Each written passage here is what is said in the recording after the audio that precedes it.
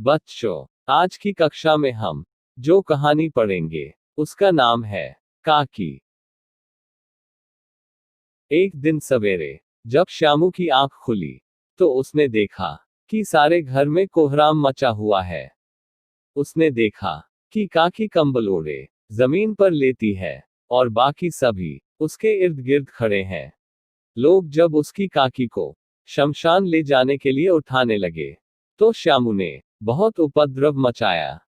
उसने कहा, मेरी काकी सो रही है, इन्हें तुम इस तरह कहां लिए जा रहे हो? मैं इन्हें कहीं नहीं ले जाने दूंगा। लोगों ने बड़ी कठिनाई से उसे काकी के पास से हटाया। उसे अपनी काकी के अंतिम संस्कार में भी नहीं जाने दिया गया और उसकी मां ने उसे घर पर ही संभाले रखा। उसे विश्वास दिलाने की कोशिश की गई कि उसकी काकी उसके मामा के पास गई है। धीरे धीरे श्यामू को पता चल गया कि उसकी काकी कहीं और नहीं बल्कि ऊपर राम के पास गई है। कुछ दिन बाद काकी के लिए उसका रोना धोना तो खत्म हो गया, पर मन का शोक शांत न हो सका। वह शून्य मन से अकेला बैठा ऊपर आसमान की तरफ देखता रहता था। एक दिन उसने आसमान में एक पतंग को उड़ते हुए देखा। कुछ सोचकर उस उड़ती हुई पतंग को देखकर एकदम से श्यामू का हृदय खुशी से खिल उठा। उसने तुरंत अपने पिता के पास जाकर कहा कि मुझे एक पतंग मंगवा दो। विश्वेश्वर भी काकी के देहांत के बाद कुछ अनमने से रहते थे। उन्होंने उसी अनमने मन से कहा, अच्छा, मंगवा दूंगा। इतना कहकर वे उठकर कहीं चले गए। श्यामू पतंग के लिए बहुत उतावला था। वह अपने इस उतावलेपन को रोक नहीं पाया। उसने इधर उधर देखा तो एक खूंटी पर विश्वेश्वर का कोट टंगा हुआ था। उसने कोट की जेब टटोली और एक चवन्नी पाकर वहां से भाग गया। चवन्नी लेकर वह तुरंत अपने साथी भोला के पास पहुंचा। उसने भोला से कहा कि इन पैसों से मेरे लिए एक पतंग और डोर मंगवा दो।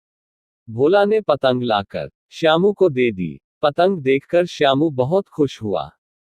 भोला के पूछने पर उसने भोला के सामने पतंग मंगवाने का राज खोला। उसने कहा कि इस पतंग को मैं ऊपर आसमान में उड़ाऊंगा और काकी इसकी डोर के सहारे नीचे उतर आएगी। भोला ने कहा कि राम को कैसे पता चलेगा कि ये पतंग तुमने काकी के लिए भेजी है? इस पर श्यामू ने कहा कि मुझे तो लिखना नहीं आता, लेकिन मैं जवाहिर भैया से एक कागज पर काकी लिखवा लूंगा और उस कागज को इस पतंग पर लगा दूंगा। तब भोला ने कहा कि ये डोर बहुत पतली है, जिससे इसके टूट जाने का खतरा है। अगर इसकी जगह हम पतंग पर रस्सी बांध दें तो उस रस्सी के सहारे काकी आराम से नीचे उतर जाएगी। यह बात सुनकर श्यामू फिर से विश्वेश्वर के खूंटी पर टंगे कोट की तरफ भागा। उसने फिर से विश्वेश्वर की कोट की जेब टटोली और ₹1 का सिक्का लेकर वहां से भाग गया। उसने भोला को वह सिक्का दिया और कहा कि तुम इन पैसों से रस्सी ले आओ, तब तक मैं जवाहिर भैया से एक कागज पर काकी लिखवा कर लाता हूं। कुछ देर बाद भोला रस्सी ले आया और वे दोनों पतंग पर रस्सी बांधने लगे। तभी अचानक विश्वेश्वर वहां आ गए और उन दोनों को पतंग पर रस्सी बांधते देख चौंक गए।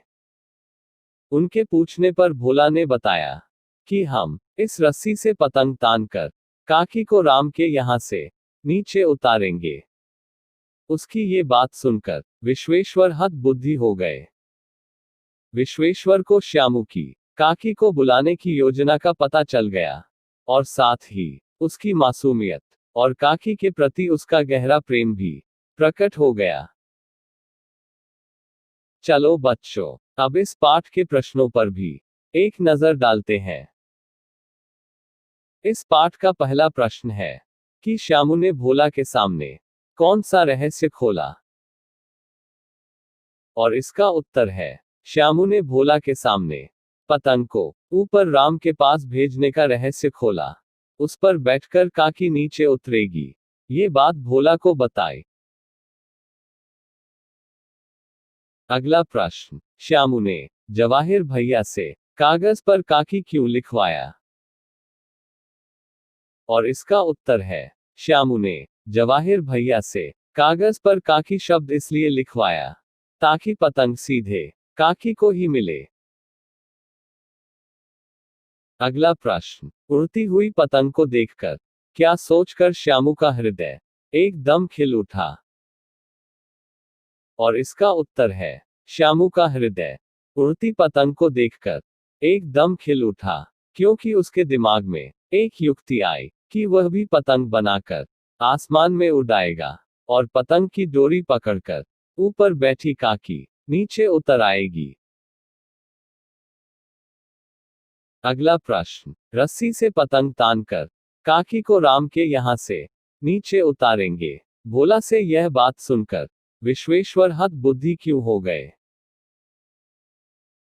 और इसका उत्तर है, विश्वेश्वर को श्यामू की काकी को बुलाने की योजना का पता चल गया, जिससे श्यामू की मासूमियत और उसका काकी के प्रति गहरा प्रेम प्रकट होता है। इस कारण विश्वेश्वर हत बुद्धि हो गए।